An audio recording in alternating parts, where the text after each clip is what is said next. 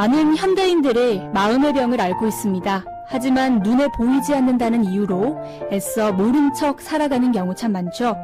이런 현대인들의 마음을 마음 돋보기 시간을 통해 한번 들여다보겠습니다. 나오미 가족문화연구원의 김숙기 원장 연결돼 있습니다. 안녕하세요. 네, 안녕하세요. 김숙기입니다. 네, 원장님, 오늘은 이 송년회 시즌을 맞아서 참 적절한 사연이 도착을 한 것 같습니다. 먼저 사례부터 들어볼게요.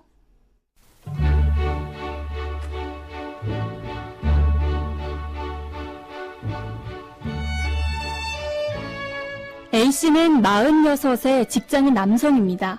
평소 말이 없고 점잖다는 평을 얻고 있지만 때때로 술을 마시면 문제가 생깁니다.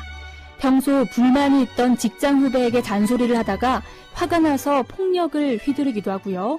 술집 기물을 파손하는 경우도 종종 있어서 배상을 한 적도 몇 번 있습니다. 그래서 사람들은 A씨와 술을 마시려 하지 않습니다.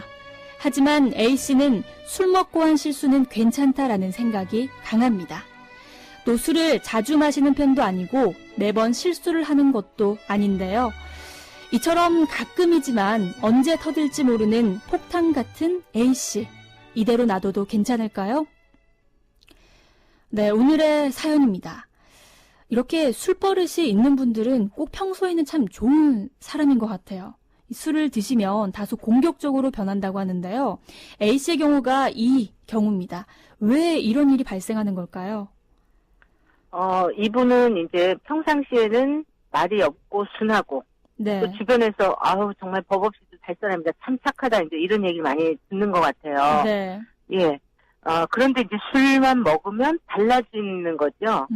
이제 이런 경우에는 본인의 이제 어떤 욕구가 있어도 정당한 방법으로 관계 안에서 해결하는 것이 이제 서툰 사람이라는 거를 이제 예상할 수가 있는데요. 네.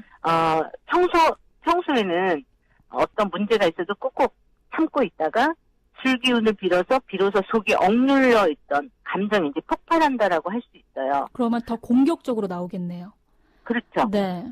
그런데 이제 여기에서의 문제는, 왜 이 부분이 좀 잘 안 고쳐지냐면, 네. 술을 자주 마시는 것도 아니고, 또 매번 똑같은 실수를 하는 것도 아니기 때문에, 네. 괜찮다라고 이제 생각할 수 있거든요. 가끔인데 뭐 이렇게. 그래서 이제 이런 경우에, 저 사람은 다른 건 다 좋은데, 술이 문제야. 술만 안 먹으면 돼. 이렇게 얘기하는 거는 잘못된 거예요. 네. 왜 그러냐면, 술이 문제가 아니고, 문제를 해결하는 방식. 이 사람의 평상시의 스트레스에 대한 관리.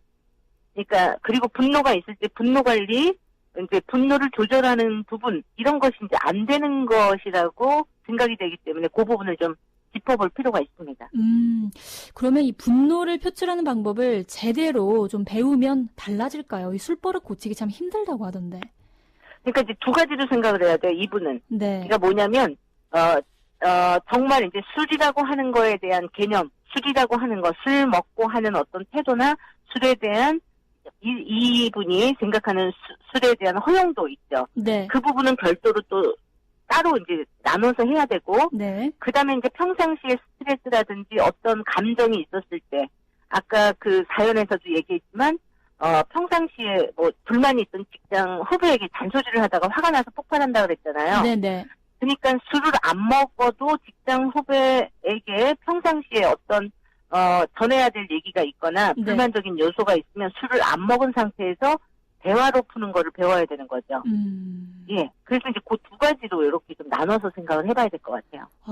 근데 저는 일단 이분의 문제가요. 술 먹은 실수는 괜찮다라고 하는 그 생각부터가 좀 문제점이 아닐까 싶은데 이런 생각 위험하지 않나요?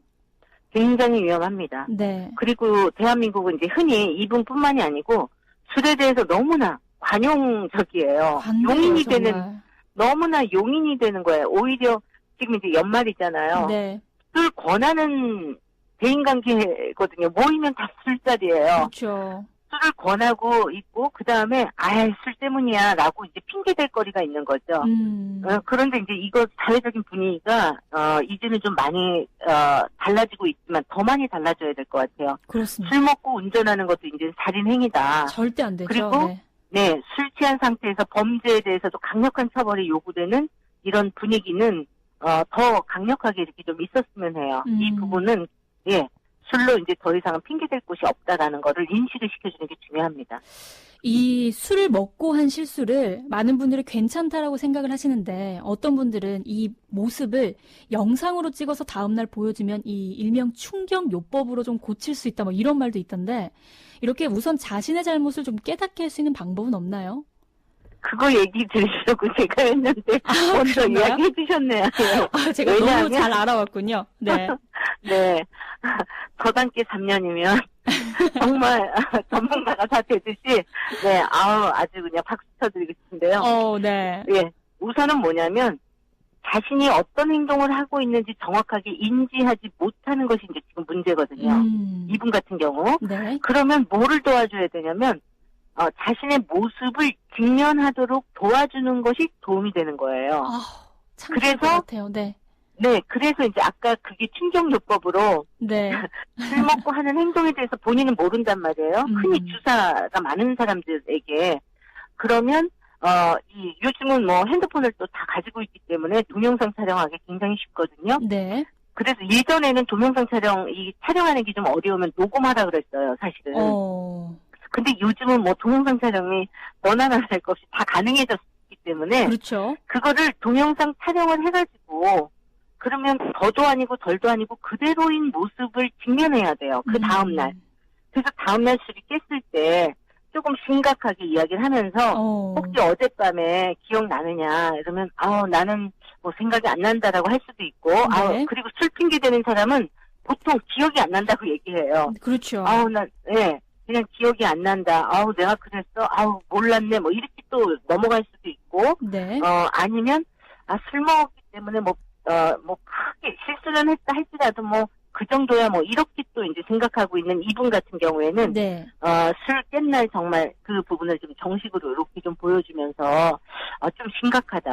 한번 봐라 이래가지고 이제 좀 보내주거나 같이 좀 보거나 뭐 이렇게 하면 어쨌든 자기의 모습을 객관화시켜서 보기 때문에 네. 굉장히 부끄럽기도 하고 창피하기도 하고 객관화시켜서 자기 모습을 보니까 너무 심각성을 이제 느끼게 되는 거죠. 그럴 것 같아요. 네. 네.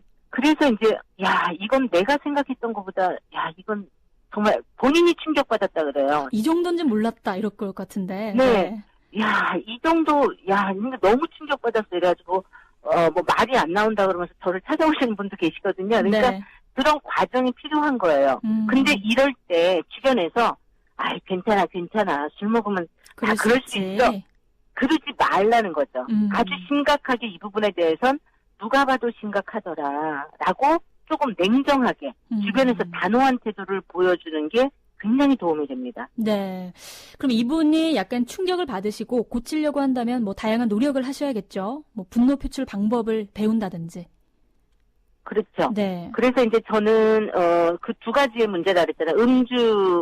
술에 대한 어떤 그 태도나 술에 대한 어떤 그 관념, 음주를 어떻게 생각하느냐 이제 이거 하나 하고 평상시에 어떤 문제 해결을 어떻게 하는가, 네. 스트레스라든지 분노가 있을 때 분노를 어떻게 방법적으로 잘 하고 있는가 이제 이 부분을 좀 체크를 좀 해볼 필요가 있습니다. 그래서 본인이 혼자서 좀 하기 어려우면 좀 전문가하고 이 개인 상담을 좀 받으면 자기 내면에 어떤 문제가 있는지 이런 부분을 잘못된 부분을 또 수정하고 재정립하는 시간을 좀 가질 수가 있어요. 그래서 네. 그 부분에 대한 도움을 좀 받으시면 좋을 것 같습니다. 네. 우리 주변에 이런 분들 꼭 한 분씩 계십니다. 하지만 이 문제를 깨닫고 고치려고 노력한다면 못 고칠 것이 없다라고 생각이 드는데요. 오늘은 여기까지 듣겠습니다. 고맙습니다. 네, 감사합니다. 네. 지금까지 나우미 가족문화연구원의 김숙기 원장이었습니다.